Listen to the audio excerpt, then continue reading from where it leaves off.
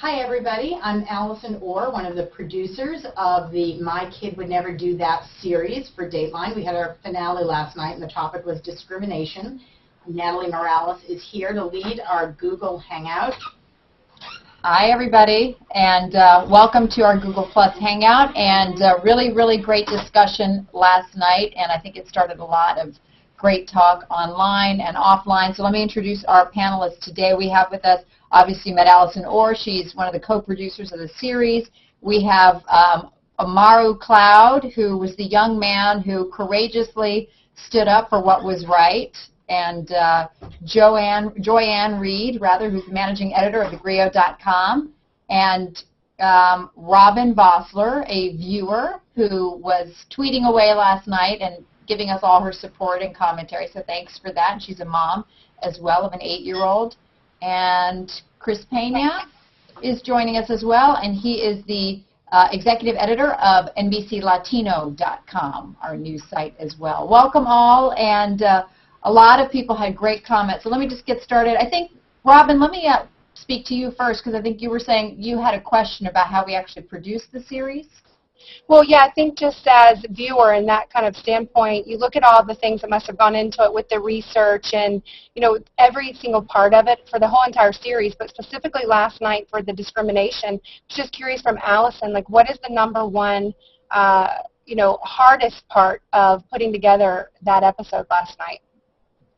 Well, I think that we had to make a lot of decisions when we went out to shoot, because the logistics are tremendous of bringing all those people together and hiring all the actors and finding the families to join us. And I think that our friends at NBC Latino and the Grio and everybody that we consulted with gave us good ideas about how to make it representative and include people of all different races and backgrounds. But then I think so that was a real challenge, and we needed a lot of help with that.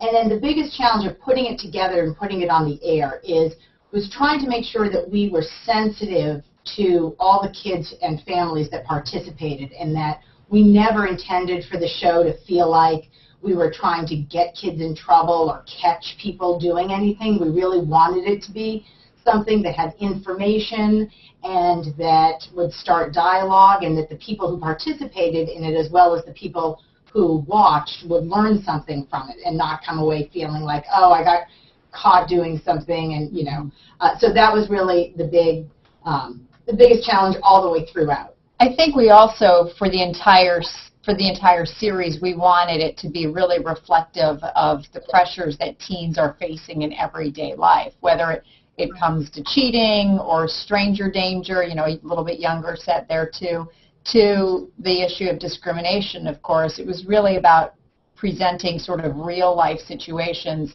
where they might encounter, kids talking like that. I mean, stereotypes, even in the adult world, we hear and see them every day, and I think as I believe one of our experts said last night, in that sort of experiment as well, adults probably would not have come off as well. It would do a good job with that as well. So let me get to a couple of other questions here. So related to that, a lot of viewers were asking, how did you choose what types of discrimination to cover? Why not show minorities making negative racial comments about whites? And I think, we talk about, as Allison seated right here to my right, I think we talked about all different kinds of racism. And I guess what it came down to was really sort of portraying what we see in a most everyday situation. Right, Allison? Yeah. We certainly never wanted the show to be all of one race against another. And in fact, if you look at all the people who were in the show, we really mixed in races. So while we didn't exactly do a scenario where it was minorities talking about whites, we actually had kids of all different races in the scenarios where they might be faced with discrimination of somebody of another race. And I know I'd like to hear what either Chris or Joyanne thinks of that. That was actually a suggestion we had from both of you, that we should apply, sort of test or, involve kids of different races to see how minorities would react to racism as well. Joy, yeah, I mean, weigh in? Sure. Yeah, I think that that's important to do because I think in everyday situations, it isn't just white kids that are put in a position of hearing or participating in discrimination. It's all kids. And I think the bigger issue here is peer pressure because we did see in these experiments that whether the young person was Asian or African American, whatever their background was, it seemed like the more influential thing was, number one, whether they had a parent that sort of schooled them and how to handle these situations, and number two, the peer pressure. We noticed that when there were more kids who were standing up for the person being discriminated against, they had more success in standing up. When they felt that it was sort of 2 against 2, peer pressure almost mattered more than race or ethnicity. Amaru, that's a good point to bring you in. Right. Peer pressure, we really saw how much the peer pressure was sort of getting you throughout the whole thing. And I'm sure seeing it last night, it probably brought it all back, how hard it was for you to finally do the right thing. What was it in the end that really made you, I think, from one point to the next, you went from, okay, I'll go along, this kid is not, I don't see him necessarily, or she's not necessarily America's teen voices, to the point where you then decided to stand up for what was right? Well, it was like, what happened was in that situation, like, because they were really persuading, and they kept on coming back, and you never really want to feel like the person that's like disagreeing, and like in a situation where it's 3-1, but then it was like that last minute, it kind of hit me like, even though I'm not going along and they might not like the decision, it's a decision that's right, and I just had to do that instead of being the follower. It's the situation of being the leader and being the follower, and I had to be the leader in that situation instead of just going along with it. You made your mom very proud. I mean, and you said that you could hear. I mean, you were thinking as you were thinking, you could hear your mom and what she would be saying. How much did that, having those regular conversations with your parents about this issue, really influence you in the end? It was a big impact. I think that if she had never really, because we've actually like sat down and had conversations, mainly on this topic, and I feel that if she hadn't, given me those conversations, it would reflect on my decision because it'd be something that I didn't know. So that's why it's a huge deal for parents to talk to their kids about that topic and not letting that just go by. So. And using real specific examples and kind of taking each situation, maybe stories in the news and all of that, and talking about that in that situation. Chris, let me bring you in. How accurate do you think? I mean, this obviously was, a made-for-TV show, but how accurate is it to what you think kids may be experiencing on an everyday level? Look, it happens, and we know this happens to all kids. There's peer pressure, to Joanne's point earlier. There's peer pressure in every aspect of life. I have 2 children, and as a parent, I have these conversations with my kids about how to deal with peer pressure. There is a lot of name calling out there, and one of the things I try to impart on my kids is don't name call. You may disagree with somebody's action, so disagree with the action, but don't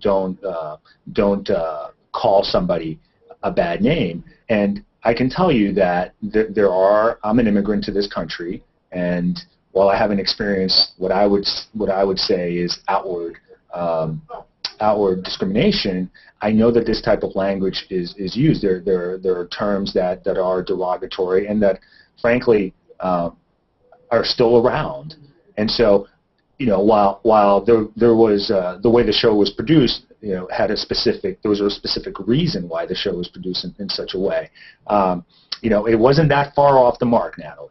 Yeah, and it's interesting because one of the viewers, Duellette Harper, I guess, emailed us and said, do you think you would get different responses in different areas of the country? Have you thought about taking the show on the road? And Allison, we did kind of talk about perhaps taking it outside of our tri-state area where we are very diverse. So what can you tell us about that? Yes. About taking it on the road. Logistics. Yeah. So hard to do it. We do want to do it. I think that if we do another round of My Kid Would Never Do That series. We will definitely try to do them in another part of the country. It's the production behind the scenes is so elaborate, and it takes days and days to set up. So it's just it was based on logistics, but we would really like to do it in different parts of the country. So I think we'd get different types of kids, and who knows, we may be like people may be on to us around here. That's true. I know, trying to come up with something new. People see me and all the kids are going to be like, oh, where are the hidden cameras? Yeah. Robin, what were the other questions? Oh, Joy, did you want to say something? No, I was just going to say that we had a lot of the GRIO readers on our Facebook page say that they'd like to see this done with adults. Yeah, I completely agree with that, because as we've been saying, Rosalind Wiseman said, I don't think adults would be able to pass this test. So, yeah, Allison, what do you say to that? We are looking into a way to do that. We definitely would like to do some of these tests with adults. We'd like them to be parents. Those are all ideas that we're cooking around, and since so many people want to see it, I'm sure we'll figure out a way to do it. Robin, let me go over to you again. You know, are very connected to the online community, and what are some of the things that you've been hearing and reading about as well that you think we need to answer? Well, I think first of all, some people think that this whole entire series was just for parents, but I really don't think that's the case. I think that a lot of people can take away things from this, whether it does start as a conversation with their kids, but if they don't have kids, other kids in their lives, you know, nieces and nephews, but even more so than that, what I think I've seen is people going and talking to each other, parents talking to each other beyond the kids, or talking in the workplace, or talking to friends and relatives. And so it doesn't matter at that point if you have kids or not. It's also good to see what is going on out there with kids nowadays, but also just to really see how does the world relate to the discrimination in our country as we become the most cultural and diverse country that the United States has ever seen. Oh, that's great to hear. Yeah, I absolutely agree with that. You know, even when we were coming up with a scenario in the Stranger Danger Hour, and we were talking about the different ways that, you know, whether it's the man with the badge showing up at your door or different scenarios, I was like, you know what, I'm kind of naive and trusting. I probably would have opened the door to a man with a badge and said, all right, come on in too. So I think in a lot of ways, adults do need reminders on a daily basis too of, you know, some of the things that we fall victim to as well. And cheating, boy, we know cheating is everywhere. But I think it was such a great thing that you even subjected your own son to that Stranger Danger episode, because, you know, some people have said online, like, you know, are you embarrassing these kids on national TV, or how, you know, that this is cruel. I really don't think so. I mean, you saw last night Allison, who really was touched and said this is a lesson. And then, you know, just like Joy was saying earlier, even kids that know, it turns into that peer pressure thing. So it's much more beyond have you taught your kids discrimination, but have you taught them to stand up for what they believe in a situation. So at the end of the day, it's just the conversation starter that parents can use to really talk to their kids. And this is Chris. One of the things I absolutely loved is, and I'm so happy Amaro is here, because he literally stood up for what he knows to be the right thing to do. And, you know, it takes so much courage for a young person. It takes courage for us as adults to do the right thing. But for someone like you, Amaro, I mean, that just said wonders about your upbringing and about your own values. So I can just say real quick that my 14-year-old last night came away from the show saying that he wanted to, that Amaro was like his role model last night. He really respected him. Was like, I'm going to be like that kid. And I have to say, you know, Allison, too, in the end, you know, we should point out, by the way, on our website that all of the kids who participated in this wrote sort of, you know, about their experience, a testimonial about how they felt after the fact, and all feel they learned so much by just being a part of it. Amaro, let me go back to you. I mean, obviously, I mean, you passed the test with flying colors in the sense, but what do you take away overall from being a part of this experience, and where do you think you need to work on some things? I think what I take from what I saw and everything and the experience is like that it like helps me with everything. Like if I'm in another situation that happens like in real life, that I know that I can do that. Like, and I'll just think of that same experience and I can bring that up. And also I've been watching like the series before the episodes, and like it's been also teaching me like things now that I learned that I can do that in a real life situation. So all of the episodes have really, taught me something that I can learn. And giving you some confidence, which is great. Right. Which is great. Allison, do you want to add anything? No, but there was a question from a viewer, which I actually asked Amara. What is there anything that you want to know what your mom did that we covered it a little bit, but what your mom did specifically that gave you the confidence to stand up? Is there any words that she actually said to you that when you said there were words in your head? I'm just curious if there's a phrase or something you remembered that struck you in that moment. I mean, I don't think it was like specific words, just like knowing that she would, be disappointed if I wouldn't do the right thing, and knowing, how like, because my mom is like, I view as my role model and a very powerful woman that like is somebody that, would do the same thing as I did if she was tested and would stand up and everything. So, it was like, it was just like that, me thinking of her and me thinking like I have to, do what she would do, and because whatever she would do is usually the right thing. So that's why. Yeah, so being a role model, that was a lot of the advice that we heard from experts. So yes, parents, all of us, be role models. Yeah. And really walk the walk. Walk the walk. Walk the walk, which we've heard throughout the entire series. Another really good question. I'm going to ask Joy and Chris to weigh in here. Is it enough to just teach tolerance, or does that still give a feeling that's what's being tolerated is inherently not good? I mean, tolerance can be defined as the act or the capacity of enduring. It's a really good question. When you talk about, I guess equality is maybe more the appropriate word, that we're all equal. But you do hear, Chris and Joy, when people talk about, how to get people to make the appropriate decisions, you hear tolerance used as the word. I think tolerance is a passive term, and to me, it's what Amara was just discussing.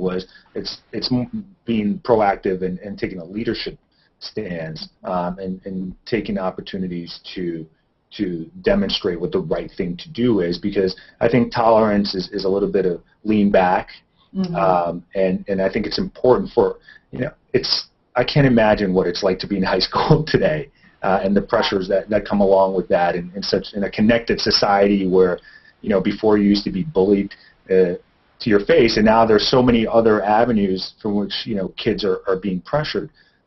So standing up for the right thing and having a conversation, an active conversation, parents and parents, kids and parents, kids and kids, is really important.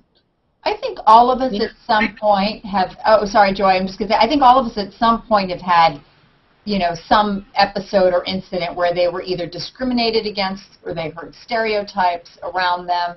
I'm just curious, Amaru, you are of mixed descent. I think you're Portuguese and African American, is that right?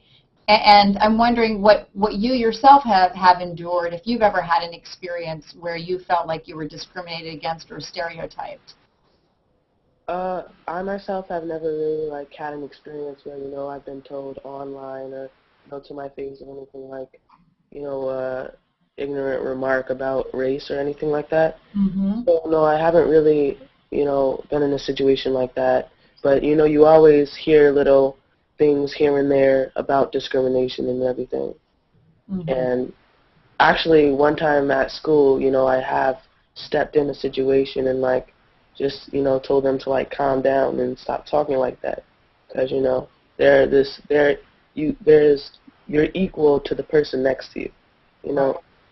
You're basically, the same person. You all have the same rights and everything. Joy, did you want to add something? Well, I was just going to say that, I mean, we've all been teenagers, and we know that, picking on kids and kids getting picked on is kind of a part of life. It's sort of something that kids have always gone through, and kids will always find something, and if it's not race or ethnicity. So really, I think Chris is right, and Amara is right. Just teaching kids to be tolerant really isn't enough. The hardest thing when you're a kid is to be an individual and to feel out of the crowd. And I think that it's almost more important to teach your kid to be a leader in addition to teaching. Not to discriminate or not to hate on people for other reasons. But it's also confusing because some of the language kids use is like really offensive, and people use racially stereotypical words, but they don't mean it offensively necessarily. I hear it on the subway all the time. So kids get mixed messages. That's very true. And Allison, I mean, in terms of dealing, we've talked about perhaps developing other shows or opportunities. I think we talked about peer pressure, doing a show on peer pressure. I mean, which you can really see it can relate not just to teens, but adults as well. I mean, I guess, the question is, how do you tackle what is a very broad subject and make it sort of real life? But I think the way that this series was produced, it was so beneficial because you used the word relate, Natalie, and that's exactly what it was. Not only was it emotional, but every parent out there could relate to all four. Hours, yeah. And the students can relate to their experiences. As Amaro just said, he's had to step in a couple of times. So the fact this is relatable, we say content, but it's a relatable story. And then there's some good takeaways from it. There's some good actionable things that you could do. And that's one of the things, I think it was Rosalind Allison who gave some real good tips about how kids should push back effectively. Right. Yeah. She's a great expert on that. And we did another show with her about bullying, which was kind of similar to this one. And I know that a bit of the advice that stuck with me that applies to this show too, that Rosalind talked a lot about, and off camera I've talked to her about it, is that you don't have to teach your kids to like everybody. It's okay to have opinions, and sometimes people in bullying situations, they get this mixed message with kids. We're telling kids, don't be mean to each other, be nice to each other, and kids are told that all the time. And then the moment comes when someone's doing something wrong, and you have to say, like, oh, wait, it's not mean of me to point out that it's wrong. Right, Amaro? I think that part of the reason that it's hard to stick up as a kid is you don't want to look like a jerk. But what Rosalind said in our show, and what she said to me, is that you're standing up for what's right doesn't make you the jerk in that situation. Right. Yeah. Robin, let me just let me go back to you to sort of start getting our final thoughts together here.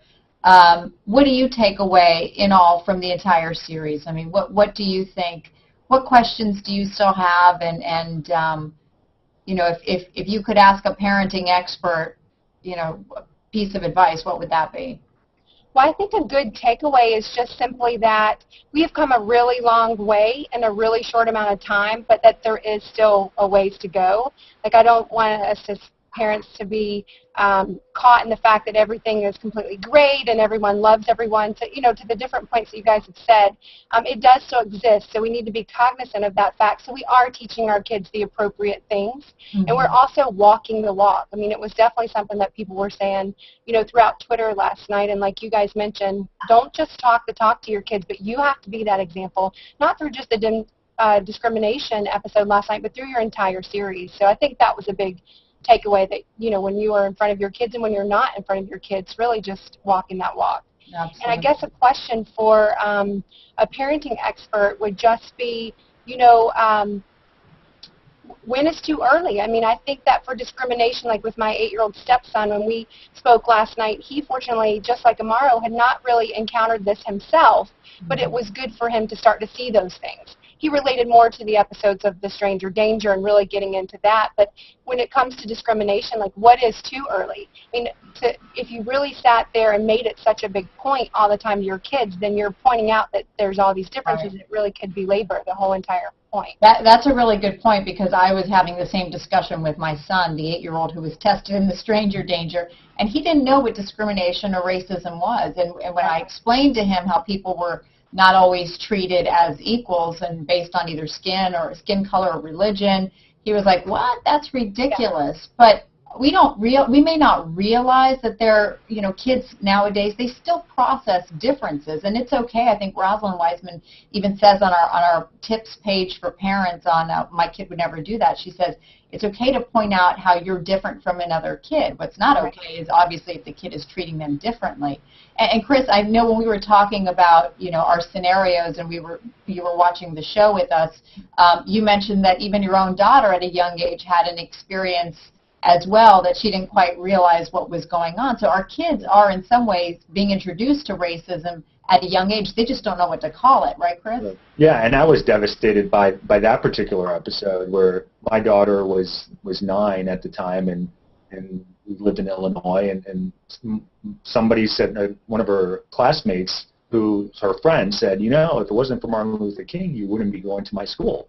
And my daughter was perplexed, and we had a whole discussion about it, and I was devastated because I never had that discussion with her, that she never thought of herself as being different, and yet it was pointed out to her, and it was an important moment in my own bonding relationship with my daughter, and one that's made us stronger and really opened up. We've always communicated very well, but I realized that as a parent, there's such a huge onus to be active in the communication with children, and just tell them that it's okay.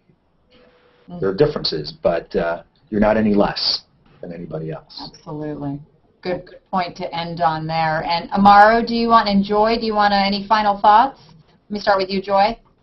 Well, I just want to say that I thought this was a great hour. I did watch it with my husband and my family, and we definitely learned something from it. I think everyone can take away from it that, talking to your kids actually does work. And sometimes as parents, we wonder if they're listening to us, but apparently, occasionally they are. And Amaro, I'm very proud. It worked in Amaro's case. Amaro, it worked in your case, right? Having a mom who not only is your role model and who's walking that walk, as we've been talking about, but is also talking to you all the time about these different kinds of scenarios that you may be experiencing, right?